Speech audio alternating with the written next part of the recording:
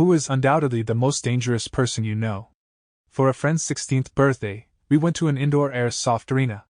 Everyone's dads came too, and for the first game we did dads versus kids. We thought we had it in the bag because it was 6 of us versus 4 of them. Right before the game starts, my buddy tells us we were fucked because his dad is a retired SEAL. Little did we know his dad requested that the fog machines be turned on full blast and for Another One Bites the Dust to be played on repeat. What ensued still horrifies me to this day. We split into 3 groups of 2 and I went with my buddy who told us that we were fucked. We heard our other team members screaming through the fog and then silence. My buddy started sweating bad and said, "He's angry now." Next thing I know, something lunges from the fog and grabs my friend. He fires in all directions, and he's dragged away from me into the darkness. The madman was timing all his kills to Another One Bites the Dust. Finally, it was me alone. The ominous hums of the music rang in my head as I backed into a nearby shelter. Something flew in through a window and clanged against the wall. Upon inspection, it was the protective mask of one of my teammates. By the time I realized it was a decoy, it was too late. The song shouted out again. "And another one down, and another one down!" The monster was upon me. Needless to say, we played without the dads for the remainder of the night. My parents moved into a neighborhood with a truck driver as a neighbor. When they finally met him, they found out his wife was dead, and his son had been in prison multiple times since he was a minor. The dude was super rough around the edges but had acquired quite a bit of wealth over his career of hard work. My parents started having him over for dinners and became pretty good friends. He didn't like to talk about his son and was getting really grumpy when his name was coming up. His son got released from prison and came back home on a last-chance deal with his dad. He was in rehab. He was helpful and helping my parents with projects and chores. They started trusting the guy. It seemed like things were going well in his life for once. I even met him and agreed he was a nice guy with a bad life. Well, sometime later, the dad called my parents and told them he had been missing for 2 nights, and that's not a good sign. Turns out he went on a bender, had a dispute with his girlfriend in a Home Depot parking lot, and evaded a cop on his way out. He started calling my parents with burner phones, asking if he could come over. The answer was a hard no. He then escalated things, saying he will roll up with his crew and steal their things while they slept. That escalated things even more. He got caught the next day at a house and arrested with an illegal handgun. He was locked in for 7 years and later released on good behavior. Nobody knows where he is at. His dad died a few years back. They think they saw him multiple times sitting outside of his old house late at night. That's the scariest person I know. My brother-in-law's best friend who works for the government. He's not allowed to tell us what he does, and all we know, he leaves for a couple of weeks at a time every few months, speaks several languages, and looks like he's cut out of wood. There was one time where he came over to a party I was having, and I had set up some virtual reality games for people to try. There was a game where zombies attack you from all sides, and it's all about keeping your head on a swivel and headshots. I don't remember the specifics, but none of us had gotten past level 2 or 3. He made it to something like 30 without breaking a sweat. It was his first time playing that game, and he hasn't played since SNES days. Everyone that saw him play that day agrees he's probably not working in IT. Edit, let me clarify some things. I've never asked him what he does, I just heard he can't talk about it, so I don't bring it up. I'm not saying he's Jason Bourne. All I know is that he was in the army, and I think I remember someone mentioning he went to Ranger School. His job sends him all over the world. In the time that I've known him, about 5 years, he has lived in the UK, Philippines, and Africa. This one is from a completely personal point of view, but he definitely has a "I'm not going to mess with that guy" vibe. He's a super nice guy that has never shown an ounce of aggression, but I think if you asked him during dinner how many people are in the booth 3 tables over, he is able to tell you without looking. My granddad when he was alive. He was a sweet, humble old man who loved gardening, but oh my God, I do not know who allowed him to keep driving. He was 84 with arthritis, plus he was deaf and almost blind, but he insisted on still driving. One time he parked his car on a tram track with my sister inside it. He is the sole reason I think there should be an age limit on driving licenses. I worked with a small man. He was a Gurkha. You do not with a Gurkha.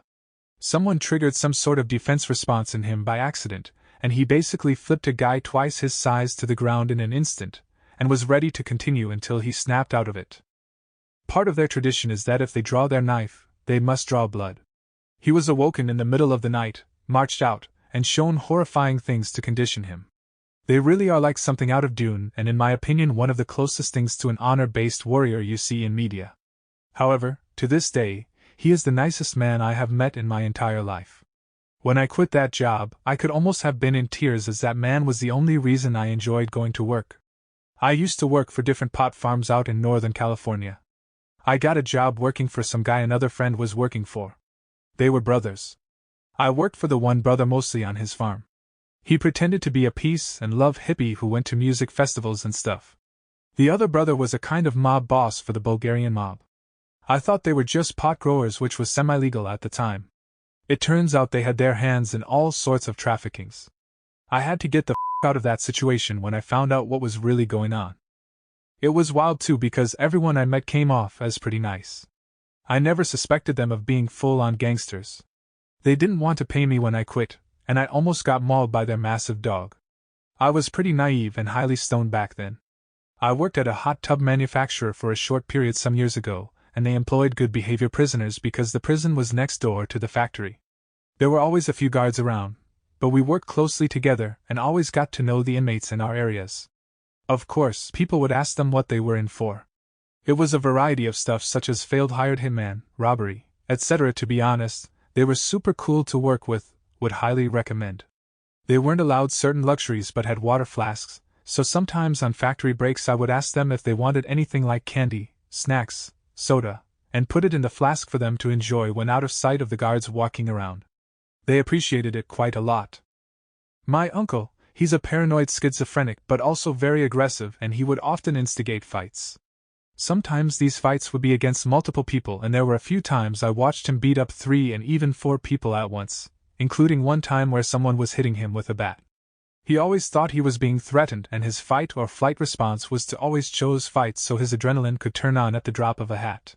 He isn't a huge man, but I've seen him do some insane physical things. The one instance that really stands out was when the cops were called on our house due to him causing a domestic disturbance.